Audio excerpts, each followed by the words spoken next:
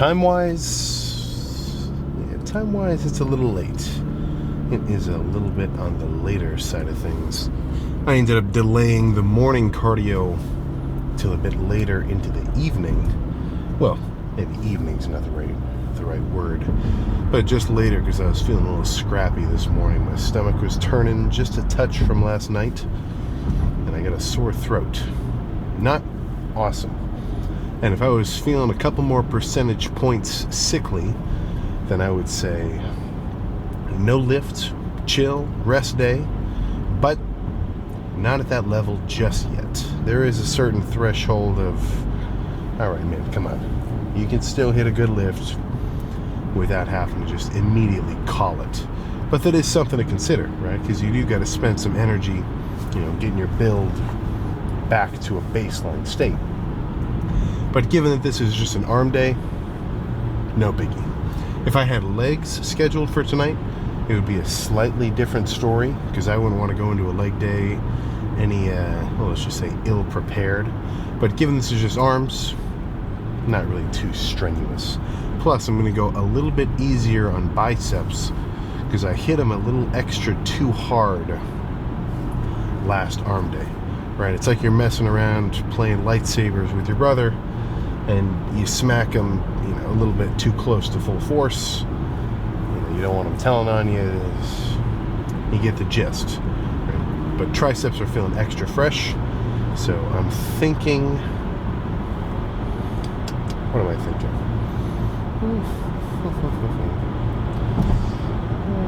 I don't know. I'll decide because I definitely want to incorporate some back and forth sort of superset style work of like push down curl. But if I'm going to go a little easier on biceps, then if I do 6 or 7 sets of tries and only like maybe limit myself to 4 sets of curls, then that would kind of lead me to believe I want to do 3 sets of tries first, and then for the last 4 do an alternating kind of something or other. But apart from that, I think that's all I really got. No point chatting about it. How about we just go make it happen and be a little bit more lengthy on the drive back. So let's get in there. I think trying to predict the amount of volume that my biceps can handle might be a little bit foolish. So instead of doing some guesswork, let's just start with a classic tricep set, bicep set pairing, back and forth, back and forth, back and forth. And if by the time I finished 4 sort of back and forth to that, I think, buys are tapped out, that's what I'll do instead.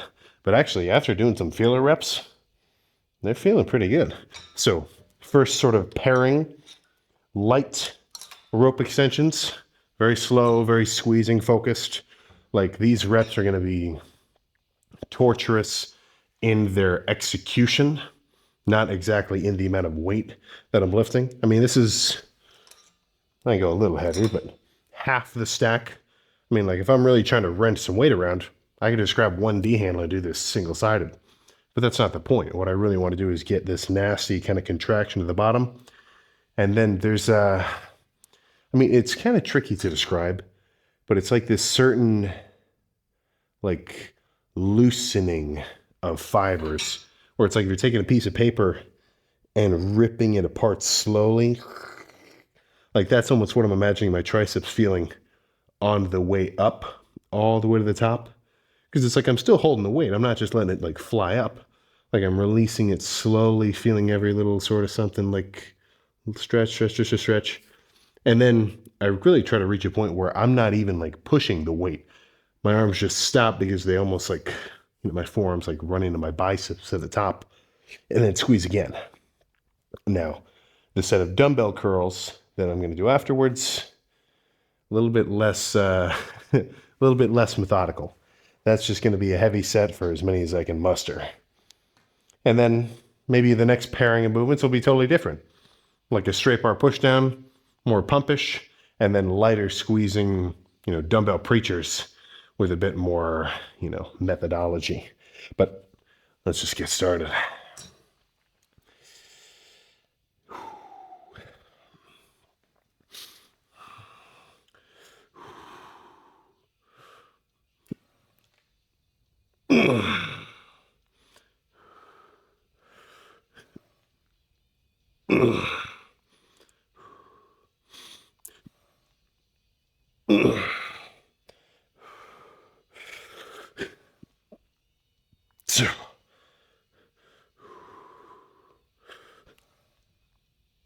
Okay.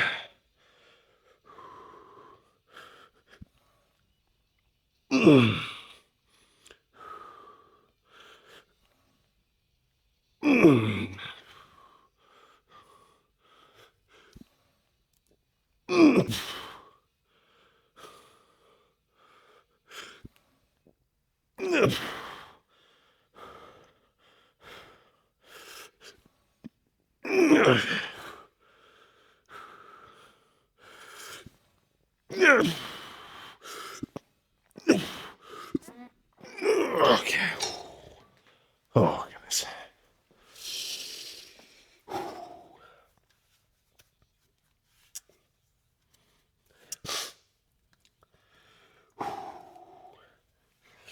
All right.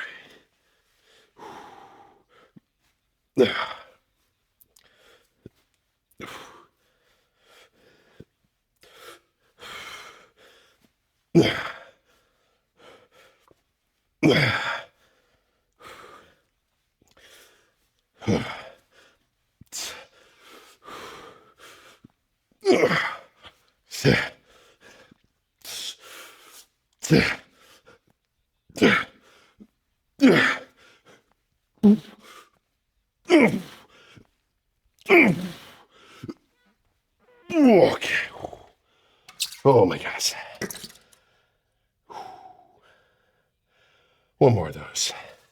Minimum.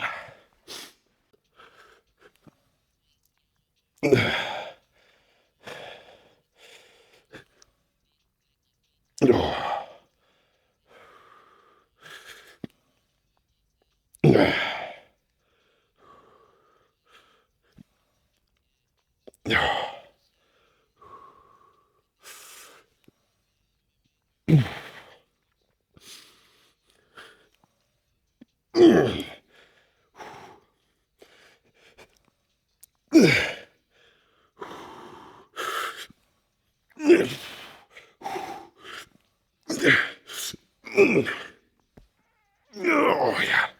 Holy crap.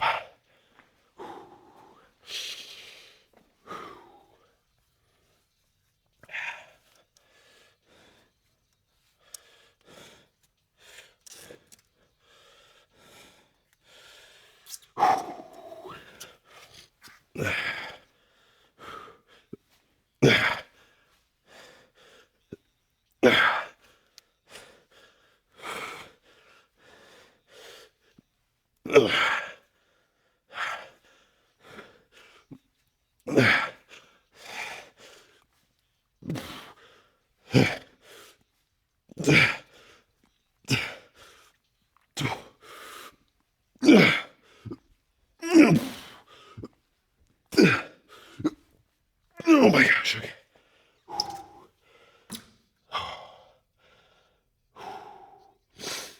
One more of those. And then we'll switch off. Make the next tricep movement a little more pumpish, and the next curl movement a little more squeezing.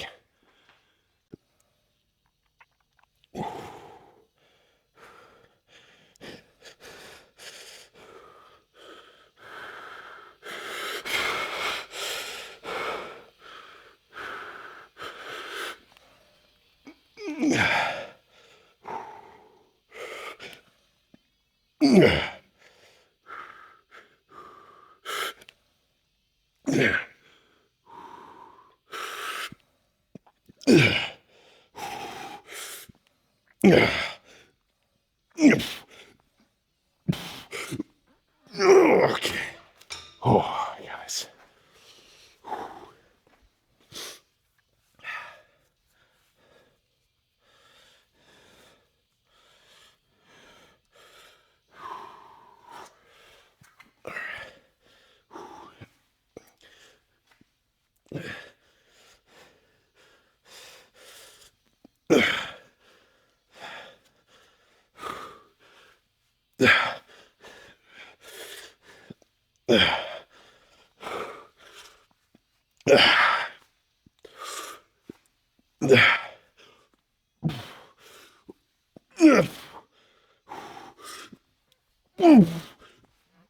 Oh my gosh, okay.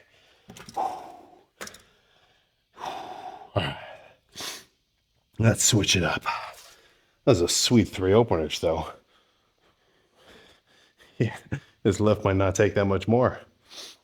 Reasonably noticeable change up. Let's get some overhead easy bar extensions paired with 40-pound single arm preachers. I think this will be a very good sort of yang to the yin that was that first set, or first pair of sets rather.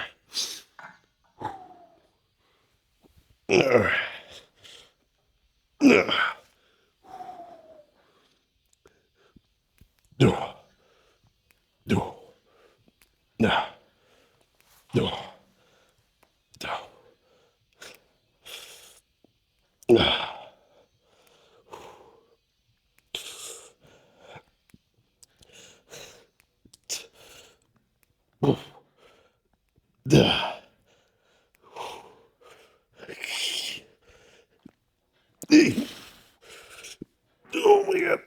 Okay.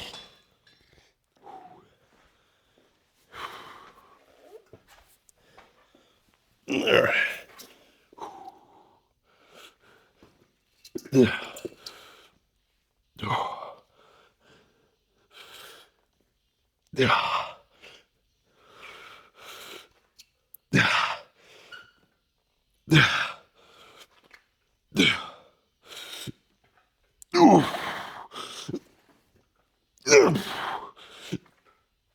Oh my.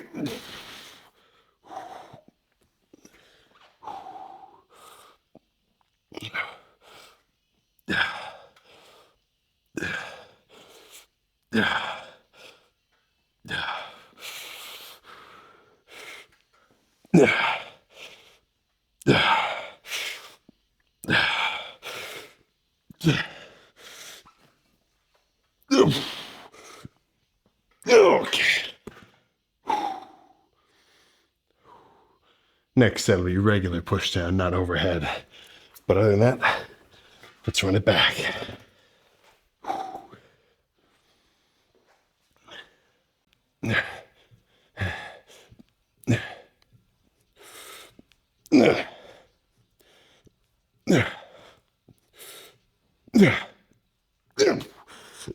Oh my god, okay. Oh.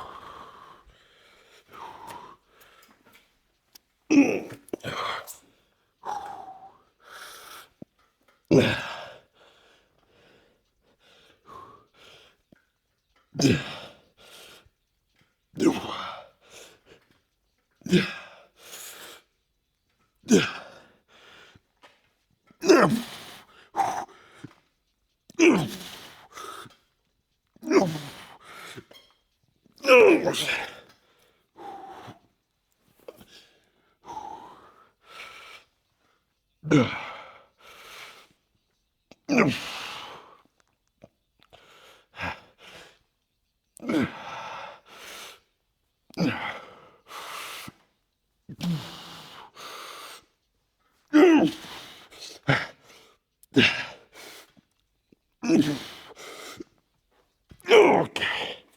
Oh my goodness. I think all there's room for is one more little superset, and that'll be it.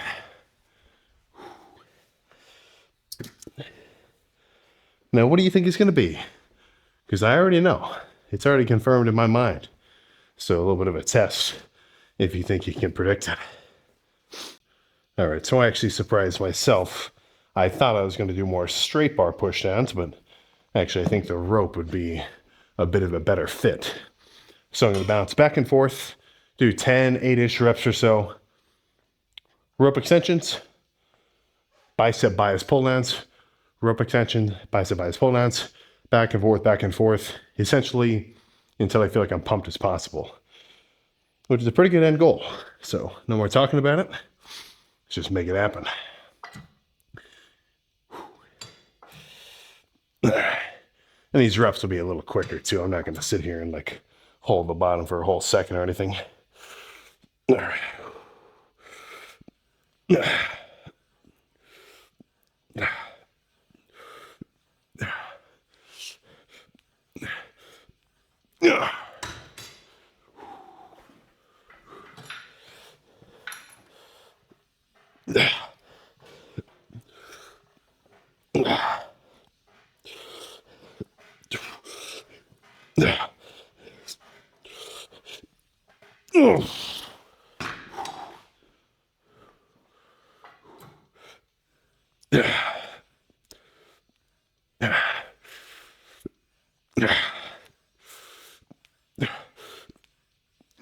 Okay, one more of those.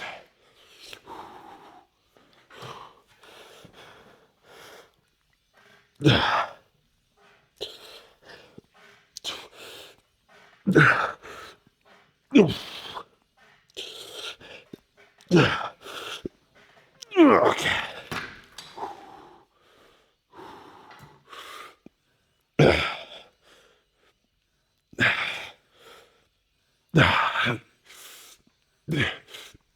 Okay. Oh my goodness.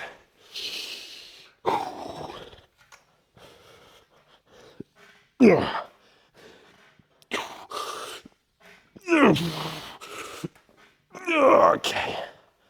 Oh. Let's pose down. So that didn't take too long, did it? Just a couple of sets of push downs, a couple of sets of curls, and then now we can see the pump that was induced by it. Forearm wise, I'm feeling pretty freaking veiny. Let's see if the upper arms match. Which, not to spoil anything, but I'm under the impression that they do.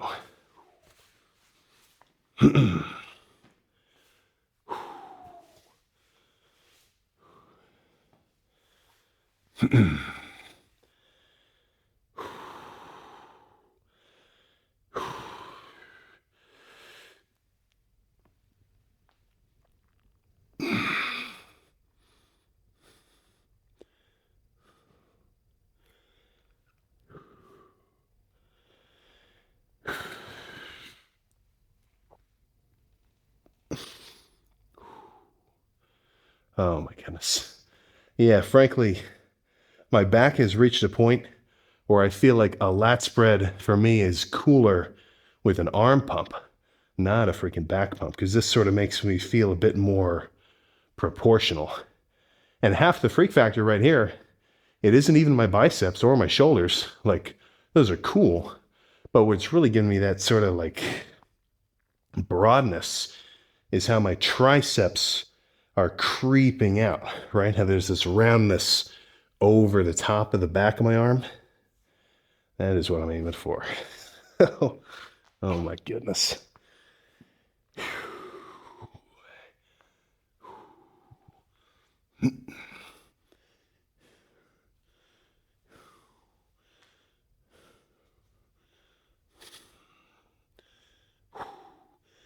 Honestly, an arm pump or a side tricep with an arm pump doesn't even really do it total justice, because I can almost not even reach all the way around to really show it off, which is kind of a weird downside of being extra lean, because it's like sometimes the pump almost takes away from whatever muscle I'm sort of aiming at looking.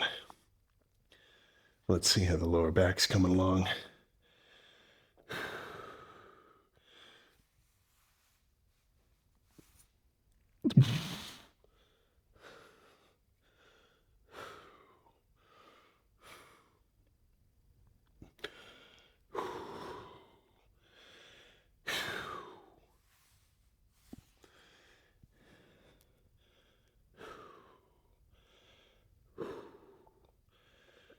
Oh, goodness. Very freaking nice. So now I have got one more task at hand. And actually, before that, let's hit a little sort of classic most muscular here.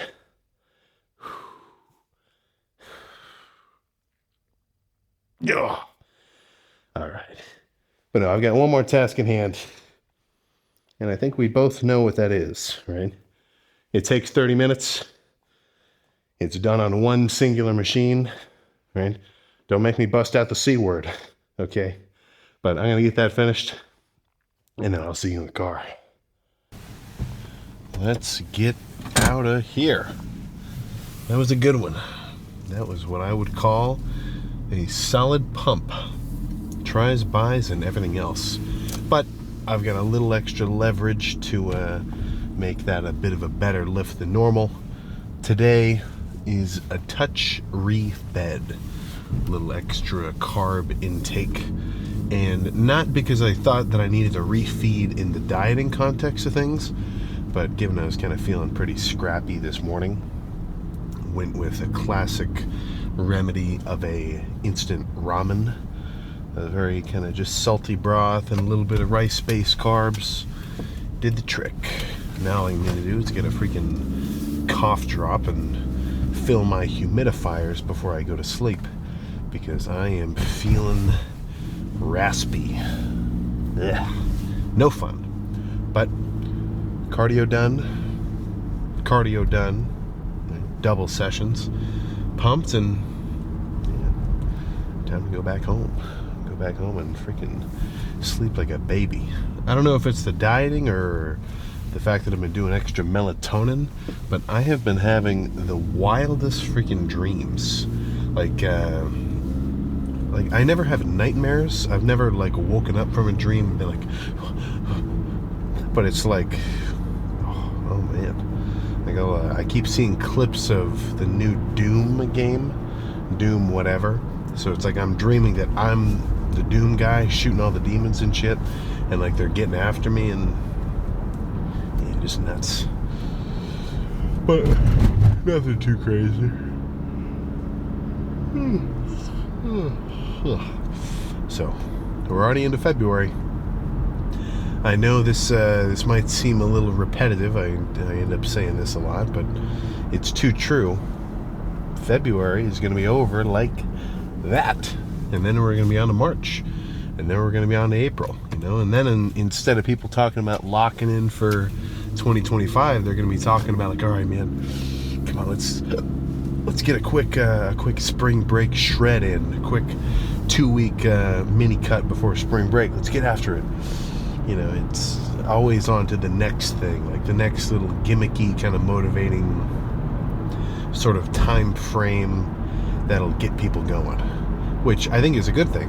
Like, I think the fact that people get excited about fitness in kind of waves like that, New Year's, summertime, I guess New Year's, summertime, spring break, I don't know. I feel like everybody always says they should work out after Thanksgiving too, but I don't think that really counts as that same sort of vibe. But I mean, it's good that that's the case, I think. Right? It's a good little sort of, maybe not eye-opener, but attention grabber to working out. But the conversion rate is low, right? I mean, out of everybody that said they were going to do it, how many of them really getting after it, right? And it's not for, I don't get anything out of it. Nobody gets anything out of it if you start to lock in and kill it, right? Only you do.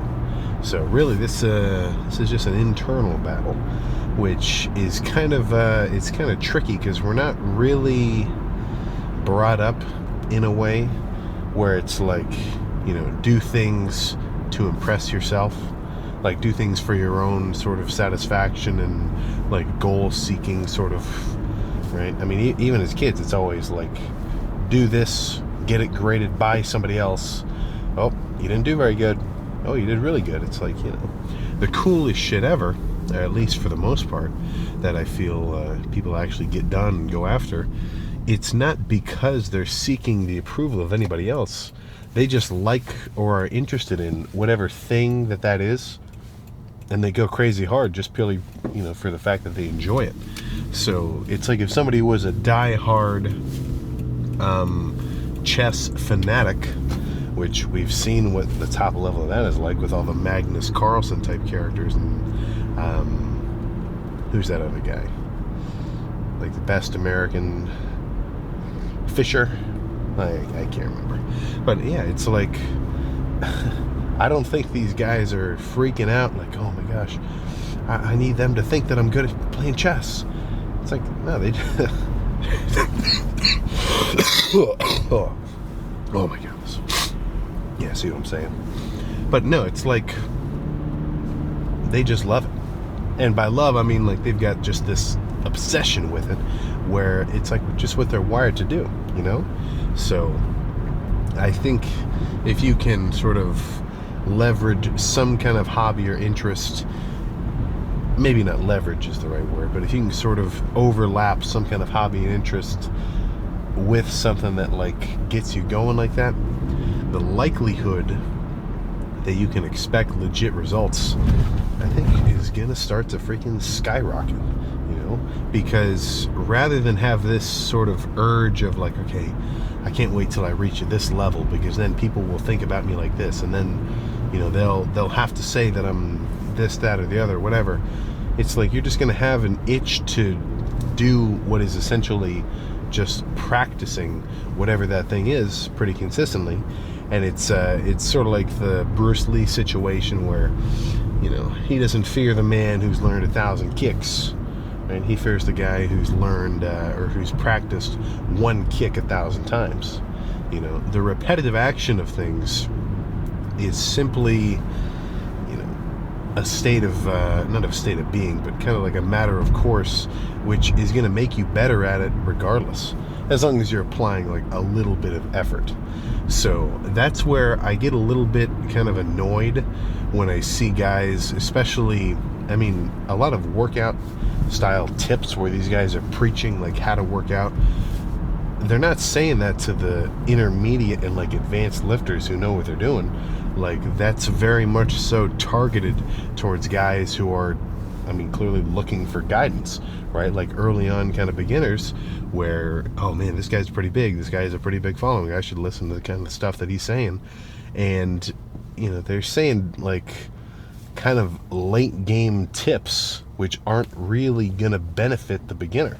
You know, they're talking about like protein timing and spacing and like, oh, and make sure you do this, or, you know, do your meso reps and your slowest. It's like, yeah, those tips they could be legit and valid, but that's like trying to optimize the aerodynamics of my freaking Camry. Do you really think if you reduce the drag from like the wheel hub and whatever else, that it's suddenly going to make this car go 200 miles an hour? No fucking shot. The first thing you want to do is do like a goddamn engine swap, right? Just basically add more power to get more results.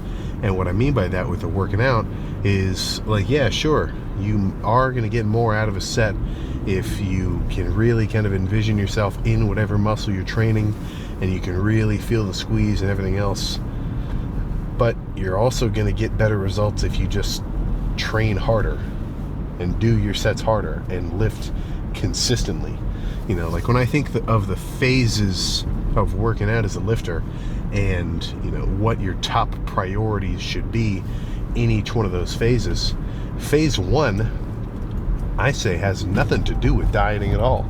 And it barely has anything to do with like lifting execution, apart from, you know, making sure you're doing reasonably formed like executed sets. You know, like don't just flop weight around for, you know, no reason and hurt yourself. But phase one, priority number one, is just come to the gym consistently and work out. Like look up a chest day and just follow it verbatim. Right? I mean, there's a million chest day videos where these guys are like explaining every movement they're doing, how to set up the bench, how to use the Smith machines. I mean, it's pretty digestible from the get-go. And for the beginner, that consistency aspect is way more important than trying to optimize some random aspect of the training, you know? So by doing that, and just by prioritizing the consistency first, over time, you know, once going to the gym is no longer the challenge and coming to the gym consistently is just what this guy is doing, then he's going to have no problem working on his form and working on his execution and his set style and everything else and trying to improve it, because he's already built up this certain amount of momentum, and now he just has to add to it slowly, right, and start to kind of reach some what's the opposite of diminishing returns?